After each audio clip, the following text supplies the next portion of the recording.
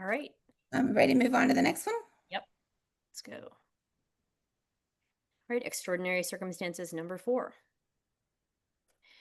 The waiver participant has specialized healthcare needs that can only be provided by the legal guardian, as indicated by medical documentation, and these healthcare needs require extensive to maximal assistance with bathing, dressing, toileting, and eating to assure the health and welfare of the participant and avoid institutionalization.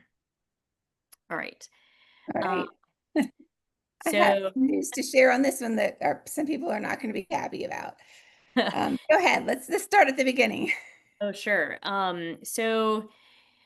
I think the piece that is the most challenging is the specialized healthcare needs.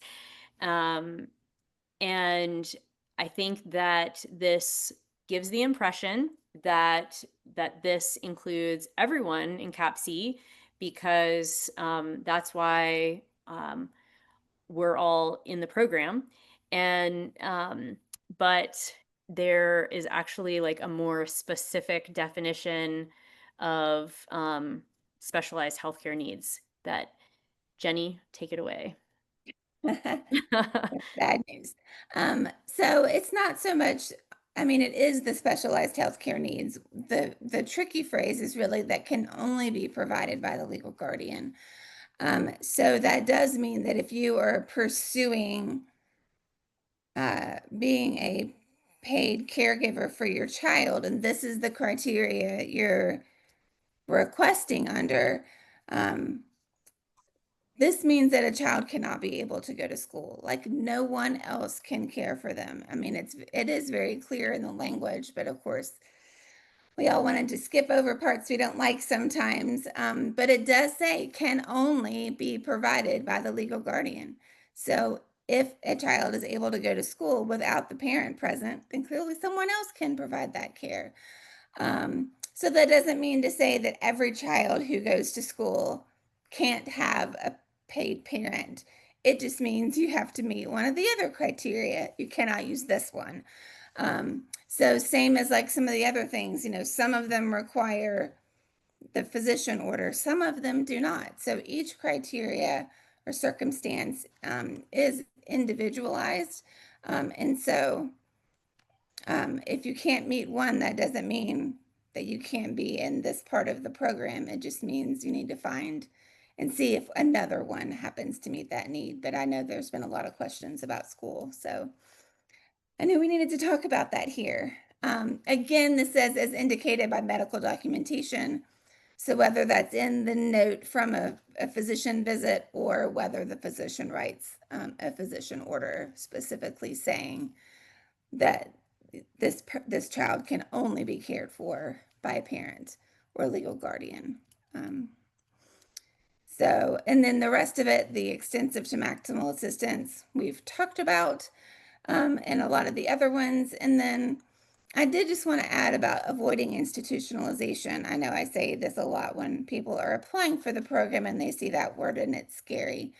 Of course, we are avoiding institutionalization as much as we can in CAPC, but also to just highlight that being in the hospital is considered institutionalization. So when you see that word, that doesn't just mean that you're sending them away permanently, but it may be that it takes a parent that is specially trained to provide for this child to avoid ending up in the hospital. So you could also look at the wording that way and not necessarily, you know, sending your child to a facility. So just wanted to point that out. Anything else you think we need to talk about on this one? Well, I think that in my experience with this particular criterion, I know that eligibility has been possible for families who have a child with specialized healthcare needs that are more behavioral as well as medical that are requiring the parent or legal guardian to be the not necessarily well. that make it so that the parent or legal guardian is the only individual who can provide safe and appropriate care for the child. So I think this is one where families can think about this creatively, but that it's kind of expansive, but also limited at the same time. And I also want to add that it appears that this criterion over time has become a little bit more restrictive. I know that in the beginning, when the extraordinary circumstances were first published, um, there were children attending school who qualified for extraordinary circumstances under this specific criterion. So I think it's important to note that there may be some kind of shift over time by uh, the reviewers, and it may be kind of general practice, or it may be an individual reviewer, but that you may see like a lack of consistency at times with the criteria. And so, if that does happen, I would inquire further to find out if that is something that other folks are experiencing as well, or if that's just in your family specific case, because it may be worth checking into if you no longer meet the criteria for extraordinary circumstances for something that you had met previously, and there are no major changes to your child's healthcare situation. Yeah, I think because we were coming out of COVID, where a lot of parents were already utilizing this service, that as it became a little more expansive and that the restrictions were no longer tied to COVID, um, yeah, I think the rollout was generous on the front end, and now they're like, well, actually, policy does say this, and we need to follow policy. And so that's why I think people are seeing a lot of that. Not to say that everybody who's in it shouldn't be, but just the documentation has got to be there for whichever criteria it is that that you're requesting to qualify under. And so in hopes of us going through this, that you'll know what the criteria requirements are, and you can come prepared. There is one question that seems to come up, which is interesting. I don't know if you can weigh in on this, Jenny and Dania.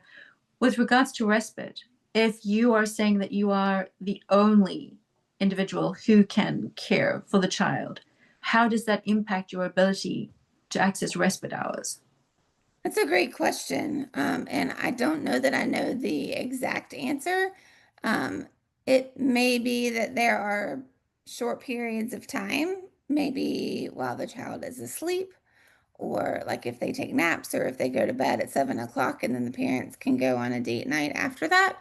Um, I see that as a possibility. I mean, it's not true respite if the parents are still at home, but maybe having that extra set of hands, so that the things that are requiring the parent at least can get some support in that, with some respite. But that is a great question. I'll try to get a better answer to that. I do know that I did ask the department about respite when I met with them last week, and because some people were saying they were told they can't use respite at all. Um, and so I would say the restriction that I might see is under this one, specifically, but the other criteria, there is no reason to restrict respite at all. Um, but I will try to get an answer about this and put it in a future video. So we move on to the last